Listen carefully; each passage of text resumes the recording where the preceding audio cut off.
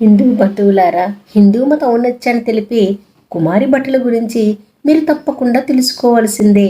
కుమారుల భట్టు సంస్కృత కవి, అంతేకాదండి విష్ణు భక్తుడు కూడా. 12వ శతాబ్దం వచ్చిన ఒక ప్రక్క బౌద్ధ మతం, మరొక ప్రక్క జైన మతం, ఈ రెండు రాజ్యమేళనం ప్రారంభించాయి. అయితే ఇదే సమయంలో కంచిలో ఒక పర్వత శిఖరాగ్రం మీద ఒక పెద్ద మతసభని ఏర్పాటు చేశారు. ఆ సభకు కంచిరాజు కూడా అటెండ్ అయ్యారు. ఆ సభలో వివిధ మత గురువులు తమ బౌద్ధ మతం గొప్పదంటే తమ జైన మతం గొప్పది అని వాదులాడుకోవడం ప్రారంభించారు.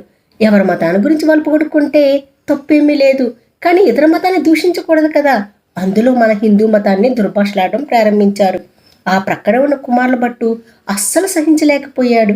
ఆ సమయంలో వారితో వాదనలకు దిగినా లాభం లేదనుకొని వారితో ఇలా అన్నాడు కుమారుల భట్టు, సరే, హిందూ మతం హీనమైనదో మీ మతాలే గొప్పవో తేల్చుకోవడానికి నేను ఈ శిఖరాగ్రం నుండి దూకడానికి రెడీగా ఉన్నాను. నా మతం నన్ను నేల మీద నిలబడుతుందని నా నమ్మకం. మరి మీలో ఎవరికైనా ఆ నమ్మకం ఉందా? ఉంటే ముందుకు రండి అని అన్నాడు. వివిధ మత గురువులు ఒకరి ముఖాలు ఒకరు చూసుకున్నారు, గుడ్లు తేలేసేశారు. కానీ అంతలోనే వారందరూ ఒక నిర్ణయానికి వచ్చి కుమారుల బట్టి పీడ వదిలించుకోవచ్చని, నీ మత ఔన్నత్యం కోసం నువ్వే ఆ పర్వత శిఖరాగ్రం నుండి దూకవచ్చు కదా అని అన్నారు. వెంటనే ఏమీ ఆలోచించకుండా శ్రీ మహావిష్ణు మనసులో తలచి వెంటనే పర్వత శిఖరాగ్రం నుండి దూకేశాడు. మతాధిపతులందరూ కంచి ప్రభు వాళ్ళ దగ్గరికి వెళ్ళి, కానీ ఆశ్చర్యంగా ఎవరో అతని 2 చేతుల్లో పట్టుకొని నేల మీద నిలబెట్టేటట్లు అనిపించి వారందరూ క్రిందకు చూశారు. ఆశ్చర్యం, కుమారుల భట్టుకు ఒక చిన్న గాయమైనా తగలలేదు. అంతేకాదు, నేల మీద చాలా ప్రశాంతంగా నడుచుకుంటూ వస్తున్నట్లు కనిపించాడు. దానితో అక్కడ ఉండే మత గురువులే కాకుండా కంచిరాజు కూడా చాలా ఆశ్చర్యపోయాడు. తాము ఊహించిన దానికి భిన్నంగా జరిగినందుకు మతాధిపతులందరూ ఈ పని కుమారు భట్టు నిజంగా చెయ్యలేదు, ఇతనేదో ఇంద్రజాలం చేశాడు, పర్వత శిఖరాగ్రం నుండి పడిపోయినట్లు మనకు భ్రమ కల్పించాడు. ఇతని మతంలో నిజంగా అంత మహత్వం ఉంటే రేపు కంచిరాజుల వారి సింహాసనం క్రింద మేము పాతి పెట్టే కుండలో ఏముందో చెప్పమనండి అంటూ మళ్ళీ వాళ్ళందరూ బీరాలు పలికారు. భట్టు ఆ పరీక్షకు కూడా సిద్ధమయ్యాడు.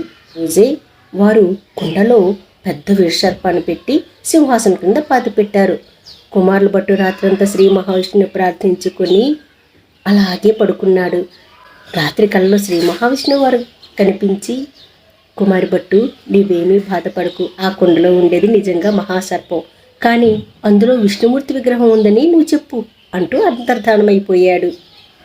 ఆ మరుసటి రోజే కుమారుల భట్టు కంచిరాజు సింహాసనం కింద గుణపం పట్టుకుని త్రవ్వి ఆ కుండలో ఉండేది విమూర్తి విగ్రహం ఉందని చెప్పాడు. కంచి ప్రభువులు వెంటనే కుండపై మూతను తొలగించారు.